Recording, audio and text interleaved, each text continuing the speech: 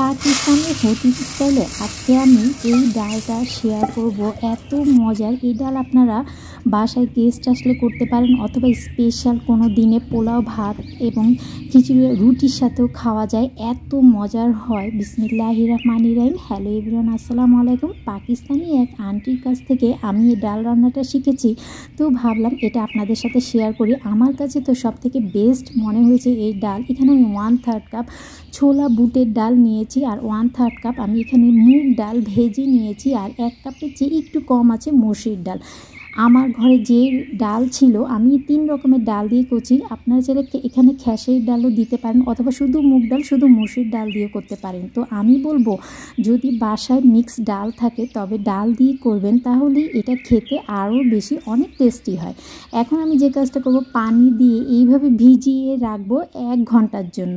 আপনারা চাইলে কিন্তু রাতে ভিজিয়ে রেখে পরের দিন সকালেও রান্না করতে পারেন। যদি আপনাদের হাতে সময় না থাকে তাহলে রাতে ভিজিয়ে রাখবেন, আর সময় না থাকলে আধা ঘন্টার জন্য হলেও ভিজিয়ে রাখতে হবে।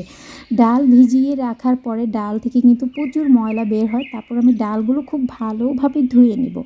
ডালগুলো পরিষ্কার পানি দিয়ে কয়েকবার ধুয়ে নিব, কারণ ডালে কিন্তু প্রচুর ময়লা থাকে। ডালগুলো ধুয়ে একটা সাইডে রেখে দিব। এই যে ডালগুলো কিন্তু ফুলে গিয়েছে। এখন রান্না করব। রান্না করার জন্য আমার লাগবে পেঁয়াজ কুচি আর টমেটো। এখানে আমি মিডিয়াম সাইজের 3টা টমেটো একদম মিহি করে কুচি করে নিতে হবে, যেন টমেটোগুলো একদম গলে যায়, এরকম কুচি করে নিতে হবে। এখন আমি 1 কাপের মতো পেঁয়াজ কুচি আমি দিয়ে দিচ্ছি। একটা প্যানে তেল দিয়ে পেঁয়াজ কুচি দিয়ে তারপর আমি নেড়ে চেড়ে 1 মিনিটের মতো পেঁয়াজটা নরম হওয়া পর্যন্ত অপেক্ষা করব। এই যে 1 মিনিট পরে আমি যে টমেটোগুলো কুচি করে রেখেছিলাম সেই টমেটোগুলো দিয়ে দিচ্ছি। আর এই ডালটা যে এত কম মশলা এত লোভনীয় হয়, এইভাবে আপনারা না খেলে বুঝবেন না এত মজার হয়। সামান্য একটু লবণ দিয়ে তারপর আমি পেঁয়াজের সাথে টমেটোটা নেড়ে চেড়ে ভেজে নিচ্ছি। এই ডালটা তো আমার কাছে সবচেয়ে বেস্ট মনে হয়েছে পরোটা অথবা রুটির সাথে।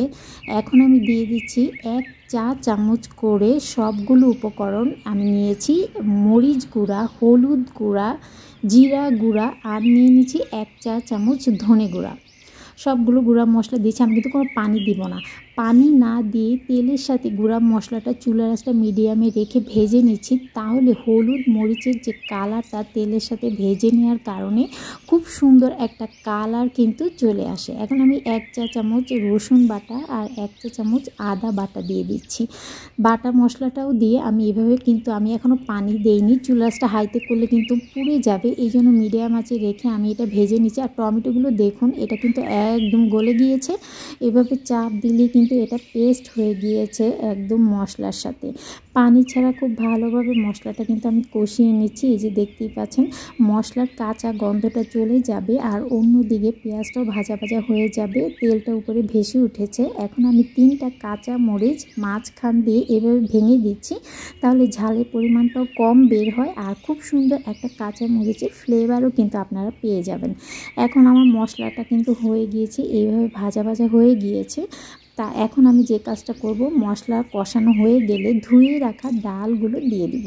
ডালগুলো দিয়ে খুব ভালোভাবে আমি একটু এটা কষাবো, কারণ এটা একটু সময় নিয়ে কষাতে হবে। মশলাগুলোর সাথে কষিয়ে নিলে এর খাবারটা, ডালের যে ফ্লেভারটা সেটাও খুব ভালো আসে, এবং ডাল রান্নাটাও অনেক মজা হয়। এইভাবে ডাল ভুনা করে দেখবেন পাকিস্তানি হোটেল স্টাইলে। আমার কাছে তো অনেক মজা লেগেছে। আর সত্যি কথা বলতে কি, এভাবে একবার খাওয়ার পরে সবাই এখন বলে এভাবেই ডাল রান্না করতে। এতটা মজার হয় এই ডালটা, আর এতটা ইউনিক হয় এই রেসিপিটা। তারপর ভেজে নিচ্ছি, চুলাসটা মিডিয়ামে রেখে ডালগুলো মশলার সাথে এইভাবে ভেজে নিচ্ছি। যখন খুব ভালোভাবে কষানো হয়ে গেলে আমি এখানে পানি গরম করে রেখেছিলাম। আপনারা চাইলে নর্মাল পানিও দিতে পারেন, বাট আমি পানিটা আগে গরম করে খুব ভালোভাবে গরম করে পানি দিয়ে দিয়েছি। গরম পানি দিলে খুব দ্রুত এটাতে বলক চলে আসবে এবং সিদ্ধ হয়ে যাবে। এখন আমি ঢেকে দিব। এখন শুধু অপেক্ষার পালা, ডালগুলো সিদ্ধ হবে এবং ভেঙে ভেঙে যাবে। এই জন্য চুলা আঁচটা মিডিয়ামে রেখে আমি ঢাকনা দিয়ে ঢেকে কিছুক্ষণ অপেক্ষা করব। আর লবণটা চেক করে নেবেন, লবণটা যদি লাগে তাহলে দিয়ে দিবেন। এই যে আমি এখন লবণ দিয়ে দিচ্ছি, লবণ দিয়ে আবার কিছুক্ষণ ঢেকে রান্না করব। লবণ দিলে ডাল কিন্তু খুব দ্রুত সিদ্ধ হয়ে যায়। এই যে ডাল কিন্তু আমার হয়ে গিয়েছে, এই যে দেখুন। এখন আমি কি করেছি, এখানে আর একটা ছোট সাইজের টমেটো একদম মিহি কুচি করে কেটে নিয়েছিলাম, সেটা দিয়ে দিচ্ছি। এখন আমি ডালে স্পেশাল একটা ফোড়ন দিব।